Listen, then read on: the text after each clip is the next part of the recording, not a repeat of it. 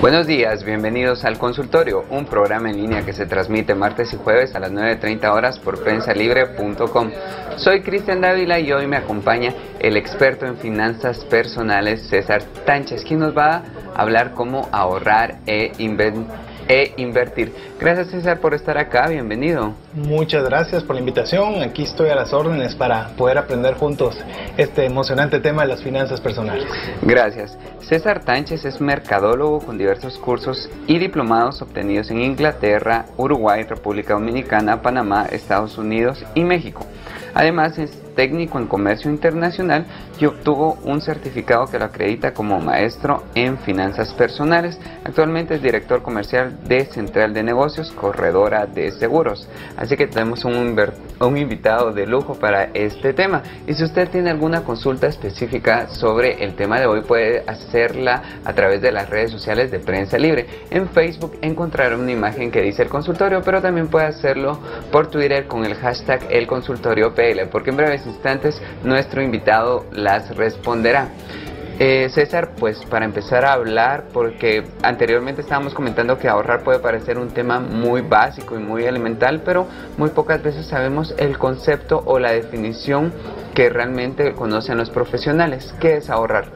Ahorrar, yo creo que podríamos decir muchas palabras técnicas para poder mencionar el concepto, pero esencialmente es cuando nosotros de lo que ingresamos, de lo que nos ingresa a nuestra bolsa, si nosotros no gastamos la totalidad de los ingresos y nos queda una holgura o un excedente, es decir, gastamos menos de lo que ingresamos, esa holgura se llama ahorro. Es decir, no gastamos todo lo que nosotros tenemos, sino tenemos una cantidad disponible, la cual nosotros podemos meterla en el colchón, podemos ponerla en una institución financiera, podemos invertirla, pero el concepto de lo que queda, que no se gastó, eso es ahorro. ¿Y hay algún parámetro para definir el ahorro en cuestión de porcentajes dependiendo del presupuesto mensual? Yo creo que el porcentaje, lo ideal sería lo más posible, para ponerlo en una palabra muy sencilla, pero si lo queremos ver de una forma técnica, todos deberíamos tener al menos el 10% de lo que ingresamos, que nosotros deberíamos apartarlo para el ahorro. Es decir, si ganamos 100 quetzales, podemos gastar 90, pero quedarnos con 10 quetzales. Eso sería el mínimo que nosotros deberíamos tener de una forma, si lo queremos ver técnica, de un 10%. Obviamente, si ese porcentaje se eleva a un 15 o un 20, pues obviamente hay más holgura, hay más disponibilidad y las opciones de crecimiento del ahorro crecen conforme el porcentaje aumenta. César, dos preguntas en uno. ¿Por qué es importante el ahorro y por qué la cultura del ahorro a veces no pareciera tan importante? Bueno, el ahorro es importantísimo porque realmente es lo que nos va a permitir no estar ajustados siempre con el presupuesto. Normalmente estamos acostumbrados, son dos preguntas que van muy ligadas, estamos acostumbrados a gastar todo lo que tenemos e incluso a deber más de lo que nosotros ingresamos. Entonces estamos en una cultura de constante deuda o de una constante apretura económica. Entonces, en la medida que nosotros vamos teniendo ese ahorro o esa holgura en nuestro presupuesto, eso nos va a permitir que si tenemos algún inconveniente financiero, nos quedamos sin trabajo, nos dio una enfermedad, etcétera, nosotros podamos tener un ahorro que nos permita seguir cubriendo nuestro presupuesto con ese ahorro que hemos generado. Precisamente lo que usted mencionaba, a veces muchas familias viven con el día a día, semana a semana, mes a mes, literalmente con lo justo para ir sobreviviendo. Así es. Y ahora, bueno, ya que hablamos un poco de los conceptos del ahorro, me gustaría que entonces que nos explicara qué es invertir. Invertir pareciera igual que el ahorro, pero no lo es. El ahorro, ya podemos decir, es lo que nos queda a nosotros en la bolsa, y la inversión es qué hacemos con ese dinero que nos quedó disponible. La inversión va desde poder utilizar herramientas como las cuentas de ahorro que generan una tasa de interés baja, pero eso significa que nuestro dinero está comenzando a trabajar para nosotros, hasta inversiones donde podemos colocar el dinero en un negocio, en bolsas de valores, bueno, en instrumentos que tienen más posibilidades de retorno, pero a la vez aumenta el nivel de riesgo. Entonces es lo que hacemos con el dinero que nos queda disponible. A veces pareciera un poco equivocado, por ejemplo, la gente dice, yo invertí en comprar una casa, yo invertí en comprar un carro. ¿Eso es inversión? Los dos ejemplos son totalmente diferentes. Por ejemplo, el automóvil, vamos a sacarlo fácil, no es una inversión, porque en el momento que el vehículo se retira del concesionario de autos, inmediatamente baja su valor. Entonces, la idea de una inversión es que nosotros podamos obtener un dinero mayor del que nosotros teníamos disponible. Eso no significa que sea malo comprar un auto, pero bajo la pregunta estricta de inversión no lo es. En el caso de una casa, uno tiene la percepción normal de que las casas usualmente suben de valor todos los años. En nuestro país, Guatemala, sí es una realidad bastante normal que haya una alza constante, pero podemos ver en lugares como Estados Unidos que eso no es necesariamente cierto, donde hoy los precios de una casa son muy inferiores a lo que eran 5 y 10 años atrás. Entonces, la estabilidad que ha habido en nuestro país nos permite decir que sí es una inversión, pero eso no dice que realmente pueda hacerlo siempre. Digamos que no lo podríamos generalizar en todo momento. No. Ahora, ¿cuándo es conveniente cada uno? ¿Cuáles son los elementos que yo tengo que tomar en cuenta para decir, bueno, este dinero lo voy a empezar a ahorrar, o cuando ya tengo una cantidad considerable, digo, yo lo puedo invertir? Yo creo que la inversión tiene muchos factores que hay que considerar. No solo es el volumen de capital que tenga, sino también los niveles de conocimiento que yo tenga en aquello que yo quiero invertir. Parece trabalenguas, pero lo voy a poner muy fácil. Resulta que yo quiero poner un negocio de ropa, porque ya tengo un dinerito suficiente que he ahorrado que quiero ponerlo a trabajar. Pero nunca he estado nada relacionado con el tema de la ropa, no sé qué compra la gente, no sé dónde la compra, no sé por qué la compra, y ahí normalmente son los fracasos en las inversiones, porque a pesar de que tengo el dinero, fui planificado en ahorrarlo, resulta que no puedo manejarlo bien porque no conozco el negocio. Entonces yo creo que el conocimiento de lo que vamos a hacer es casi tan importante como el dinero que nosotros hemos logrado ahorrar para hacer una inversión, por lo menos con riesgos que sean calculados, no que sea casi que jugar en un casino, sino que nosotros tengamos un riesgo. Una inversión siempre conlleva un riesgo. Hay lo que me gusta llamar como una campana de Gauss, que se enseña mucho en estadística. Cuanto mayor es la posibilidad de retorno, así proporcionalmente es la mayor posibilidad de fracaso. Entonces, si nosotros queremos poder ganar el 100%, tenemos que estar también en la disponibilidad de poder perder el 100%. Entonces, por eso es que las cuentas de banco pagan cantidades bajas de interés, porque los niveles de riesgo también son proporcionales al retorno que tenemos. Claro. Por ejemplo, en Guatemala, ¿cuáles serían el tipo de inversiones más comunes o las más seguras según su experiencia? O si alguien viene y se acerca a usted como experto en finanzas y le pide un consejo, ¿cuál sería su consejo para que esa inversión fuera la más segura o garantizaría el éxito en un porcentaje mayor? Ok, garantizado no hay nada en la vida. Lo único que tenemos seguro es que algún día vamos a faltar y nos vamos a ir. Eso es lo único realmente seguro. Lo que podemos tener son mayores probabilidades de éxito. Y el éxito es relativo. Nosotros podemos tener una buena idea, tener conocimiento del producto, y sorpresa, tenemos un terremoto, tenemos una catástrofe de la naturaleza, o nos roban en el negocio. Pueden haber muchos factores que pueden hacer que la inversión no pueda tener el éxito que nosotros hemos predispuesto. Lo que sí es importante, y si alguien viene conmigo y me dice, tengo una gran idea y quiero invertir con las mayores probabilidades de éxito, mi pregunta es, ¿conoces del negocio?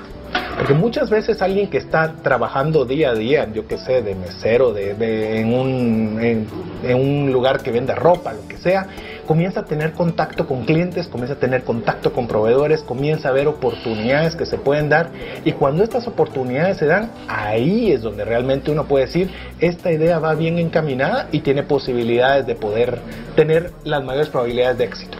Antes de seguir ahondando más en el tema de la inversión, me gustaría retomar un poco el tema del ahorro. ¿Sí? ¿Cuándo es bueno, a qué edad es la ideal para empezar a ahorrar? Desde muy chiquititos. Normalmente estamos acostumbrados que un niño todo lo quiere usar en el momento. No está diseñado un niño a poder postergar su satisfacción. Entonces se tiene que enseñar. Es algo que le pueden decir, perfecto, ¿quieres que te compre tal juego? ¿Quieres que te compre tal muñeco? Perfecto, comencemos a ahorrar. Esta es una alcancía en la cual vamos a ir colocando, y al final de año la vamos a romper y ahí nos va a alcanzar para comprar lo que quieres. Eso se tiene que enseñar en casa. Es el mayor error que tenemos como sociedad, que no nos enseñaron nunca a hacerlo.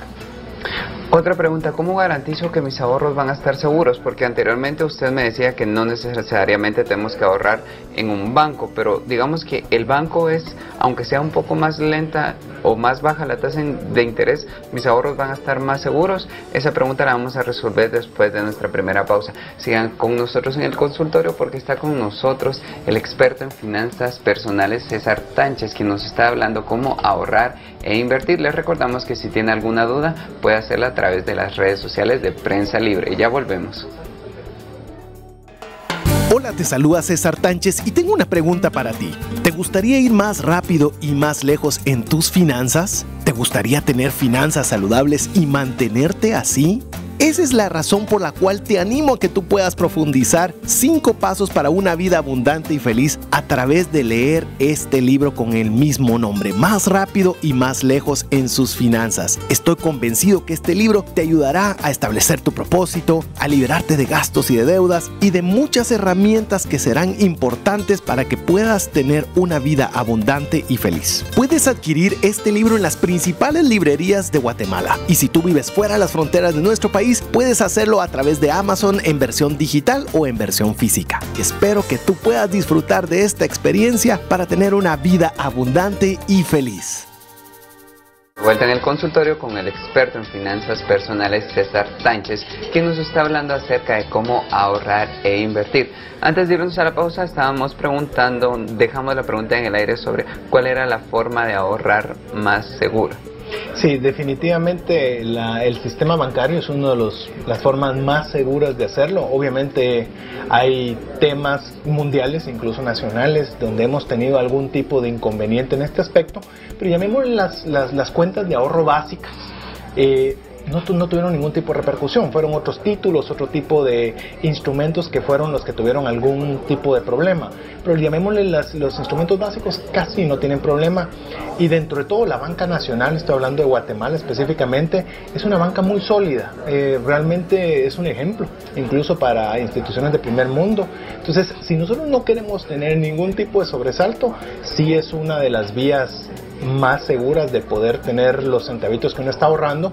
E incluso hay bonos emitidos por el Estado, que son bonos incluso cotizadísimos a nivel mundial, que incluso están a veces accesibles con montos bastante pequeños y que rinden obviamente intereses bastante bajos, pero que son instrumentos bastante sólidos.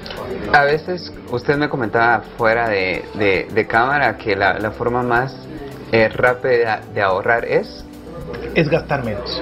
Alguien me puede decir, mire, es que a mí ya no me cae ni un centavo para ahorrar. Le digo, sí, la forma más rápida en la que usted puede ahorrar es gastar menos. Eso es la forma automática de ahorro. Entonces acá podríamos decir, una persona que tiene una cuenta monetaria y una cuenta de ahorro, al momento de gastar menos, que deje un excedente en la cuenta monetaria, aunque no le genere intereses, eso ya es un ahorro. Sí. Ahora hablemos de las cuentas de ahorro, porque a veces hay tantos planes, por ejemplo, que nos explique cuál es mejor, si ahorrar en un tipo más tradicional o, por ejemplo, ahorrar a plazo fijo. Yo estaba viendo incluso aquí en Prensa Libre un reportaje de Byron Dardón hablando al respecto, y me pareció curioso ver que los certificados a plazo es un porcentaje bajísimo, y realmente es un buen instrumento porque las tasas de interés son bastante más atractivas que un ahorro convencional y los niveles de seguridad son relativamente, llamémosle, muy parecidos. De hecho, hoy la banca nacional tiene muchísimas alternativas. Hay publicaciones en prensa, cabalmente, que uno puede ver las tasas que tienen de ahorro, y uno, sin necesidad de moverse, uno puede ver perfectamente el ahorro que están los intereses que están teniendo permitir el ahorro. Entonces, uno lo que tiene que hacer es lo que a mí me gusta llamar un consumidor informado. Un consumidor informado es peligrosísimo porque no se deja ir por la opinión, sino hace una búsqueda adecuada de todos los instrumentos y obviamente escoge la que le pueda presentar con la mayor grado de garantías un retorno mayor. César, ¿es válido invertir haciendo un préstamo? Es decir, es común escuchar de que las personas vienen y hacen un préstamo para iniciar un negocio. ¿Esto es válido? El que no presta no tiene nada, dice una frase muy popular.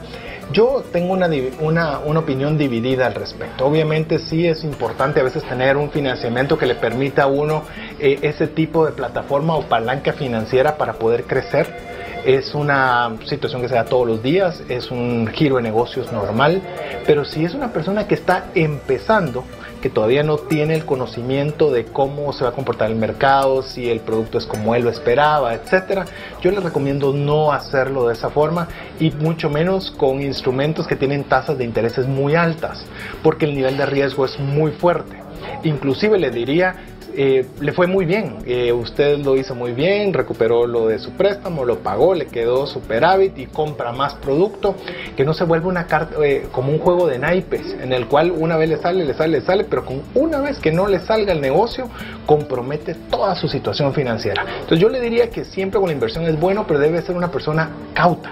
Una persona que logre decir, ok, voy a invertir, pero voy a tener mucha precaución con lo que yo voy a hacer, porque una vez que yo me equivoque puede ser la que me arruine 10 años de buen ejercicio comercial y empresarial. César, una realidad muy guatemalteca es que las personas tienen ciertas deudas. ¿Cómo ahorrar teniendo deudas? El ahorro no tiene absolutamente nada que ver con las deudas, son dos cosas separadas. Yo pienso que el ahorro, más que tener dinero, es una cuestión de disciplina. Yo me recuerdo incluso cuando yo empecé a hacer lo que hoy estoy platicando, yo tenía una buena cantidad de deudas y mi razonamiento era, ¿para qué voy a ahorrar en algo que me da tan poquito? Mejor abono ese dinero a la deuda que tengo, que obviamente es un interés mucho más alto. Pero el ahorro es cuestión de disciplina. No es incluso ni la cantidad que uno ahorre. No es de que yo vaya a comprometer mi salario con un 40% de mi ingresos y estoy bastante justo con todos mis gastos. Pero el decir, yo hoy voy a depositar 10 quetzales, hoy voy a depositar 100 quetzales, pero yo lo voy a hacer todos los meses por cuestión de disciplina. Resulta que como lo comenzamos a hacer disciplinadamente, se nos vuelve un hábito. Y entonces como el hábito ya nos gustó, ya vimos que comenzó a crecer, los ahorros ya vimos que comenzó todo a ir muy bien, entonces nos comenzamos a motivar y ya lo hacemos sin esfuerzo. Pero es más difícil en este momento adquirir la disciplina de hacerlo. Por eso yo le digo, si usted debe mucha plata, mire, ahorre 10 quetzales, ahorre 5, pero ahorre algo de forma consistente. Esa sería mi opinión al respecto.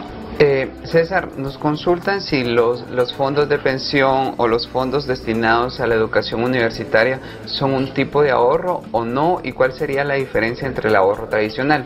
Sí, básicamente es una buena herramienta de mercadeo, ponerle títulos para que uno sienta que está ahorrando para la educación o para su retiro, etcétera, pero realmente son como que fueran certificados a plazo. Lo único que plazos un poco más largos, en lugar de 1 año o 6 meses que es lo usual, estamos hablando de certificados a plazo a 5, 10 y más años. Las tasas de interés por lo mismo, porque la institución financiera va a tener más tiempo el dinero disponible, pues puede ofrecer tasas de interés más amplias. Lo único que hay que tener cuidado con este tipo de instrumentos, que considero que son muy buenos, paréntesis, es que no va a tener acceso al dinero de forma fácil, rápida y sin penalidades. Entonces, si usted es un dinero que usted puede prescindir de él por un periodo mediano de plazo, es una muy buena idea. Pero si usted cree que es un dinero que, si me pasa algo, lo tengo que sacar en 2 o 3 meses, le diría que mejor utilice una cuenta de ahorro. Ajá. Ahora, otra pregunta. Nos dicen, por ejemplo, ¿cuál sería el monto ideal para tener un fondo de emergencias? A ver, traduciéndolo, si una persona viene de una familia y le dice, miren, yo gano tanto y en mi familia hacemos tanto y queremos tener un fondo de emergencias, ¿cuál sería el ahorro, el monto ideal para lograr esto? Pero esta pregunta la vamos a resolver después de nuestra primera pausa. Sigan con nosotros en el consultorio, porque al volver el experto en finanzas personales César Tánchez nos va a seguir hablando cómo ahorrar e invertir. Ya volvemos. Hola, te saluda César Tánchez y tengo una pregunta para ti. ¿Te gustaría ir más rápido y más lejos en tus finanzas? ¿Te gustaría tener finanzas saludables y mantenerte así? Esa es la razón por la cual te animo a que tú puedas profundizar 5 pasos para una vida abundante y feliz a través de leer este libro con el mismo nombre, Más rápido y más lejos en sus finanzas. Estoy convencido que este libro te ayudará a establecer tu propósito, a liberarte de gastos y de deudas y de muchas herramientas que serán importantes para que puedas tener una vida abundante y feliz. Puedes adquirir este libro en las principales librerías de Guatemala, y si tú vives fuera de las fronteras de nuestro país, feliz, puedes hacerlo a través de Amazon en versión digital o en versión física. Espero que tú puedas disfrutar de esta experiencia para tener una vida abundante y feliz. Seguir con nosotros en el consultorio. Hoy nos acompaña el experto en finanzas personales César Tánchez, quien nos está dando consejos para saber cómo ahorrar e invertir. Si tiene alguna duda puede dejarla a través de las redes sociales de Prensa Libre. César, antes de irnos a la pausa, la pregunta que quedó en el aire era ¿cuál era el monto ideal para las emergencias? Ese ahorro destinado para las emergencias, ¿cuánto debe ser dependiendo de cada familia? Definitivamente, es una gran pregunta. De hecho, antes de poder contestar montos, hay que definir qué es una emergencia. Una emergencia, normalmente nosotros decimos cualquier imprevisto que pueda haber. Por ejemplo, me enfermé, lo voy a tener un fondo de emergencias por una enfermedad. El fondo de emergencias no debería ser para tipo de actividades que son más eficientes otro tipo de instrumentos como son los seguros. No comprar un seguro médico porque, por ejemplo, yo puedo ahorrar y llegar a tener un gran fondo de emergencia de 20,000 quetzales. Pero llego a tener una enfermedad que puede que cueste 100,000. Entonces se fue todo mi ahorro y comprometo dinero que ni siquiera tengo. O caso contrario, por ejemplo, que esos 20,000 sirvan para un choque y cuando el choque puede exceder el monto del carro, el del otro y todo lo que puede haber pasado, que un seguro pudo haber cubierto más una mayor cantidad. Yo estoy convencido que un seguro es una forma de ahorro, porque uno está obviamente protegiéndose ante eventos muy grandes a costos bastante bajos y en el mercado hay muchísimas opciones. Entonces, antes había todavía muy pocas alternativas que eran de alto costo, pero ahora el mercado está inundado de buenas opciones y de todo tipo de rango de precios. Entonces, lo que pueda prevenirse no es una emergencia.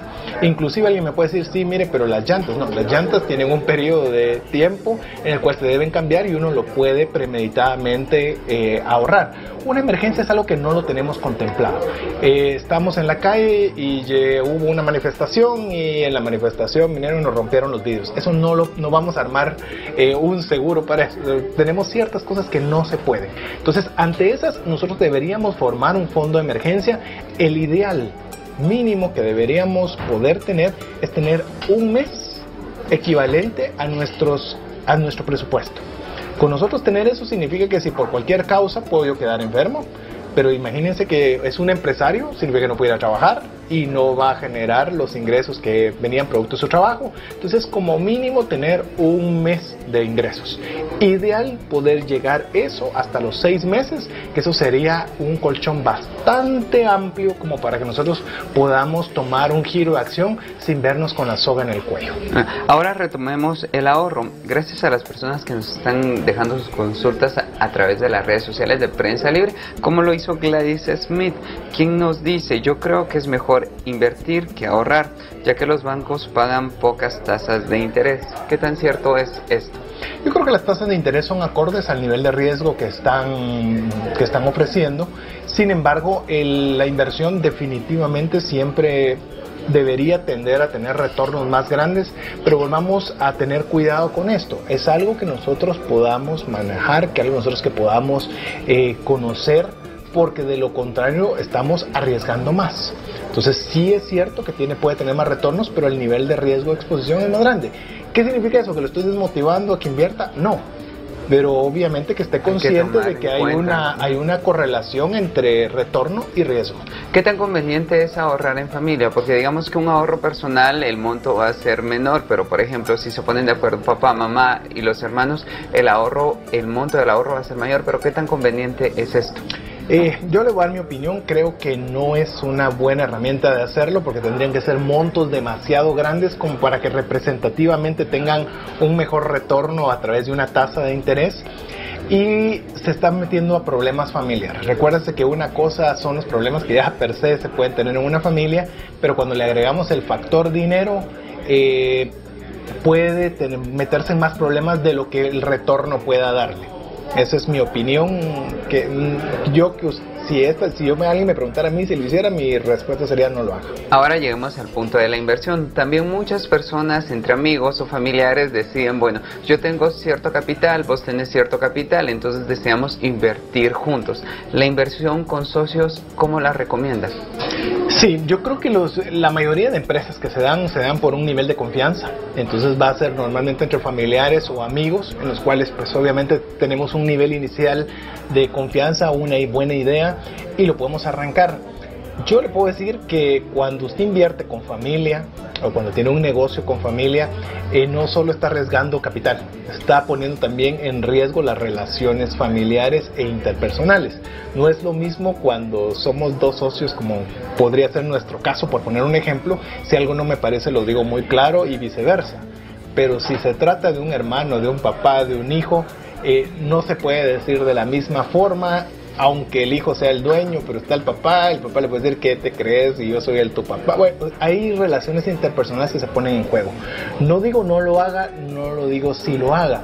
Pero lo importante que usted sepa es que no solo está exponiendo dinero, sino también está exponiendo la relación de familia, y ahí es donde tenemos que considerar doblemente si conviene o no hacerlo. Y especialmente porque, bueno, digamos que la relación de familia va a depender también mucho del tipo de comunicación que usted mencionaba anteriormente. Y legalmente, ¿cómo sé yo que esta sociedad va a ser equitativa, o cuáles serían esos recursos legales que yo puedo recurrir para quedar bien con la otra persona o con los socios? Todo tiene que estar por escrito.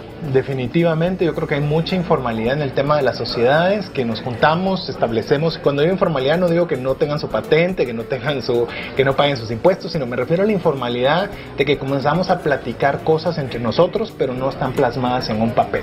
Yo creo que lo más importante para tener relaciones duraderas, en el caso de tener negocios entre familia, es que todo debe estar por papel. Yo creo que asesores indispensables para una empresa que está invirtiendo capital, y principalmente si es en familia, es un buen auditor y un buen abogado.